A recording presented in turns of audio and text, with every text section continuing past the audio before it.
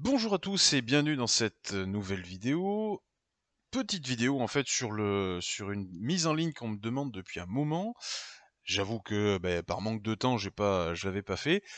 C'est l'API que d'ailleurs j'explique sur la chaîne, mais c'est l'API toute faite pour ceux qui font les playlists front, qui ont besoin forcément de cette API pour tester leur code.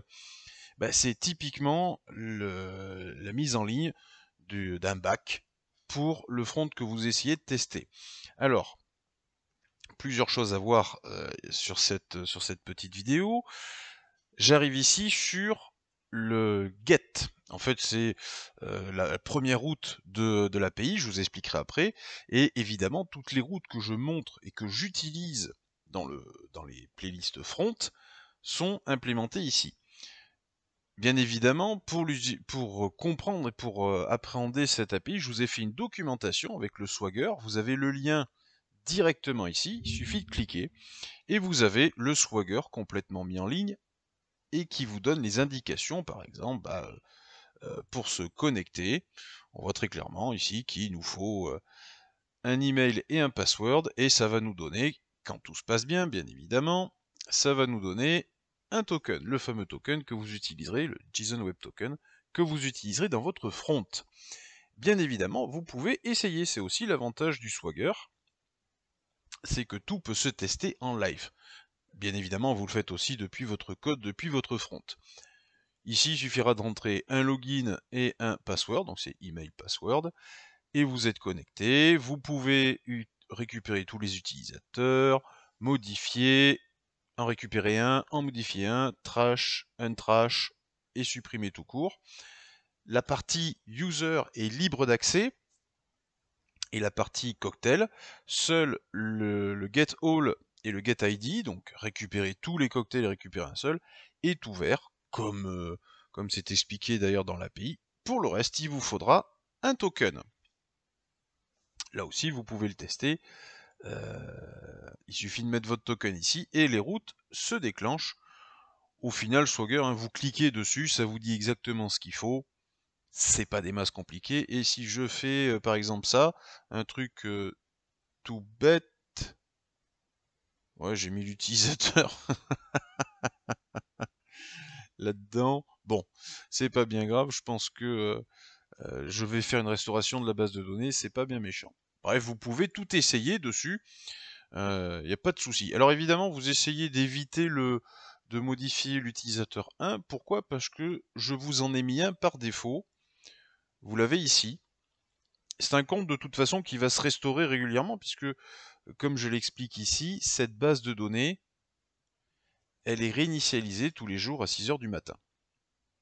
Donc, elle revient vide avec un compte utilisateur, Roger Marcel, avec le mot de passe Marcel.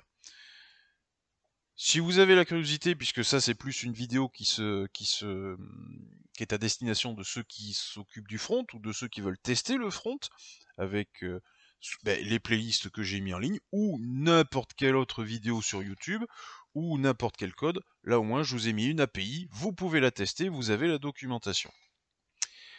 Dernière précision, normalement vous le voyez ici, c'est l'URL de l'API, l'URL par défaut. Donc là, je suis sur la première route, le get, classique, un navigateur sait faire du get. Je suis donc sur tac tac tac tac. Ah ben non, je l'ai même pas mis en documentation, donc de toute façon vous vous en occupez pas.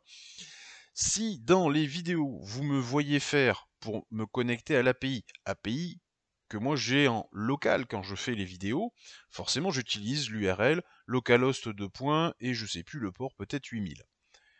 Ça c'est parce que en local, mon API, mon back démarre comme ça.